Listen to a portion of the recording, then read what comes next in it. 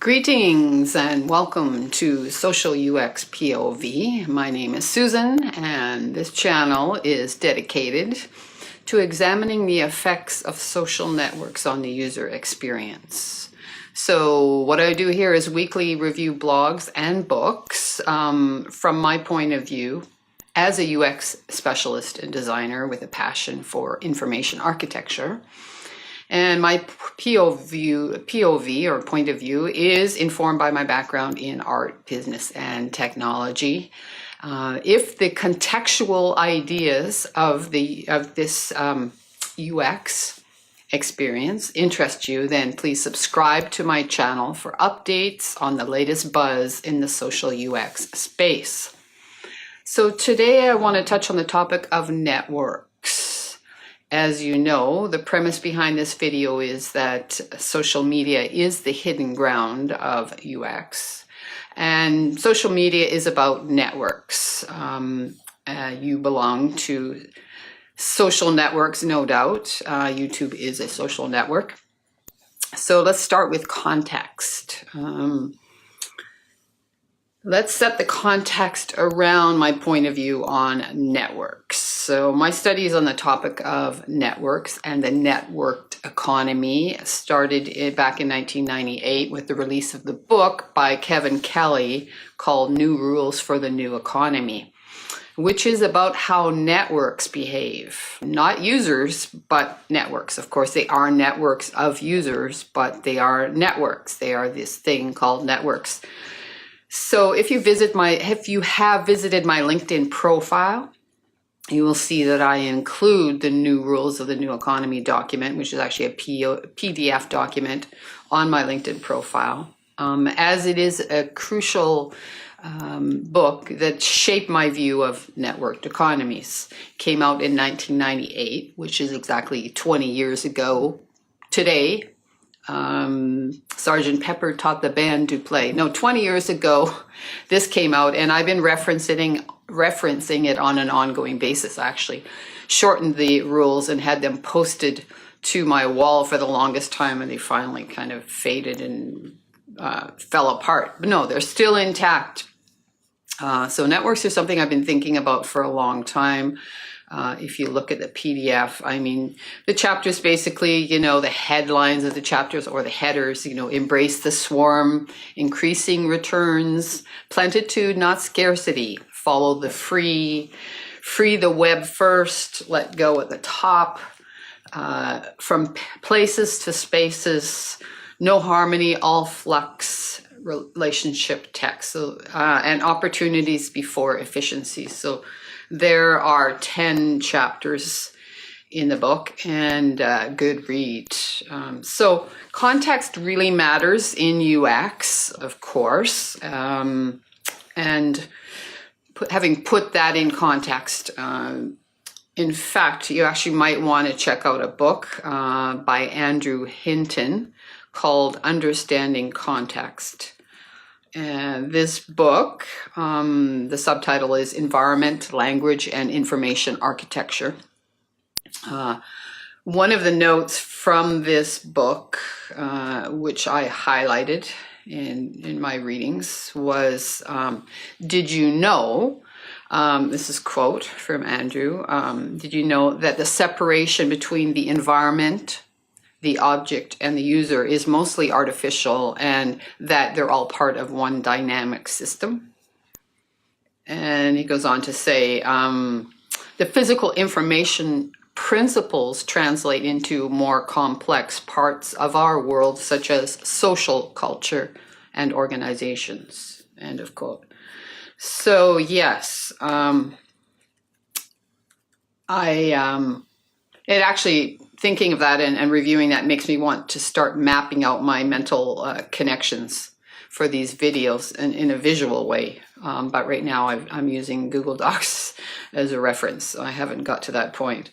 And by the way, I will leave links to books and articles that I'm quoting, referencing below in the description for you to reference as well. So I actually had the pleasure of dining with Andrew, myself and others. I think I won it somehow by tweeting in the social networks or maybe in Slack, I'm not sure.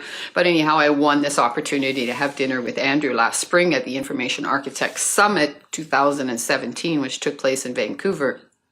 I actually had downloaded his book and was reading it on my iPhone as I was flying into Vancouver. And I had some questions that I wanted to ask him. However, he was in no mood for questions on context, specifically his book, because his brain was actually fried by the Trump takeover, the election results, and the subsequent inauguration of Trump, because the summit was in March 2017. So yeah, he was in a state, as were most of the Americans, and of course, you know, the Canadians were sympathetic. We were all trying to understand the context of what had happened.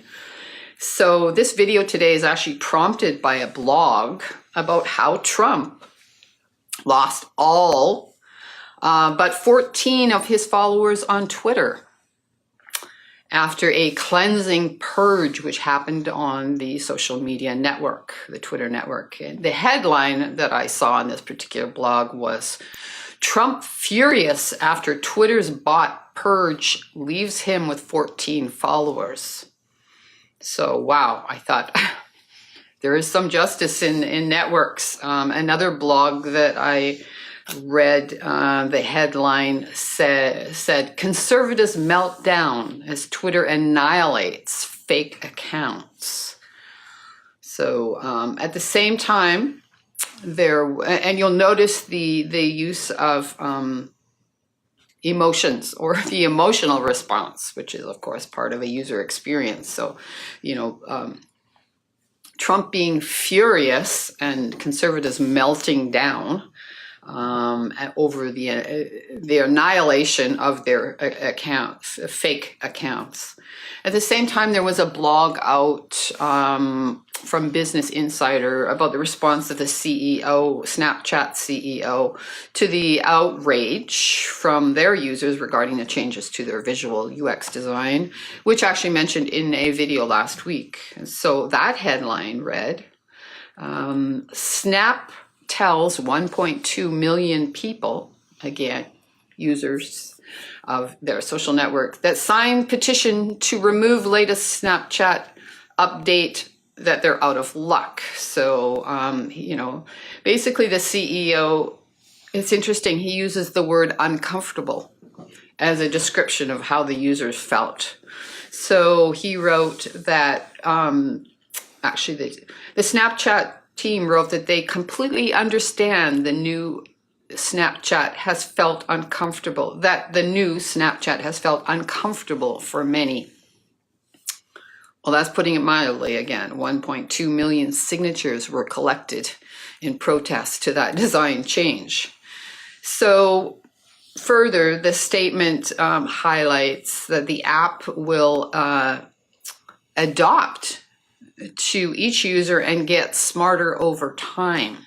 So that made me pause. Snapchat CEO Evan Spiegel said that the users have complained and they no longer feel like their celebrities are their friends, that celebrities are their friends. He said that's for the best, that they've been thinking about the redesign for a long time, because we were frustrated that when you looked at the app, both sides are the same. Both sides look the same. So again, the visual design part, we're excited about what we're seeing so far. And he says, even the complaints we're seeing reinforce the philosophy. The frustrations we're seeing really validate those changes. So it's an interesting take on the fact that, you know, this uncomfortable feeling, they recognize that, they actually see that reinforces the fact that they did the right thing, even though their users are protesting. So I'm like, you know, I had to stop and think to myself after reading those blog posts, the Trump one response and the Snapchat response, what is actually happening here? What is the context of what's going on here? So what we're seeing actually in essence is a pushback from the gatekeepers of these social networks. So that's really what's happening. And so that made me recall another book that I read recently called The Seventh Sense, which updated and expanded my knowledge with respect to the power and the control of networks. In this case, of course, social media networks, but here are some of the things I learned. Social media networks are gated worlds. So, there is gates, there are gatekeepers. They are CEOs, they are founders. They are the decision makers about what goes on in their networks. So the author writes, and I quote, power is in the construction and control of the gated spaces. Gatelands is the term he uses.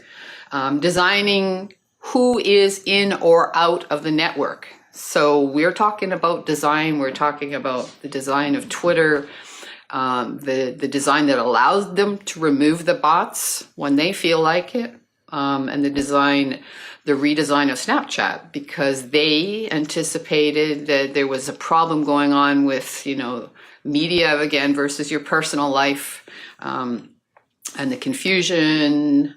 So they did a redesign, right? So bingo, that's exactly what's happening on the Twitter and Snapchat social media networks this week. Because again, these networks are controlled by protocols, by code, by languages, and by design, UX design. So what we're seeing is the fight over these topological spaces, from places to spaces. And the question the author poses, again in his book, his name is Ramo, I believe, is, are you the gatekeeper or are you the gate kept? So clearly Trump is being kept in more ways than one. I would say both by old networks of power, the Russian network, and the new. So the control of design and development of networks determines the rules of that particular gateland, that world. So because they can actually offer us security if they want to do it, which is what sort of Snapchat is indicating. They're making it a more secure experience. They can also control how fast the information moves. So, obviously, if you go from, I don't know how many followers Trump had, I was not one of them, billions or millions, and then you go back down to 14, your information's not moving too fast. And of course, as we learned on Friday, or the manipulation of that information with the indictment of a number of Russians, the total manipulation of election results through social networks as well. So further, as these networks gain even more power, and it's a winner takes all game, where the old economics of the diminishing returns have been replaced with increasing returns, which is what Kevin Kelly talked about 20 years ago in his chapter on increasing returns. There is exponential growth, and not a bell curve. And again, a quote from the book, the users huddle in the winning clusters of networks. As they crave gates, and these networks optimize speed due to their efficiency. So as more users weave themselves into these social networks, they actually do get smarter due to the quality of the data. So that's what Snapchat CEO referenced, the fact that they're getting smarter over time. Yeah, they're collecting more data, and this allows them to make changes to the design, to the security, to the artificial intelligence, the networked intelligence. So the good news is that the more people that use the network, the smarter it gets, believe it or not. So the bottom line is, fake news and fake followers are found out and excluded from the network. So that's all, folks. That's all for today. Thank you for watching. Subscribe or share if any of this has meaning for you.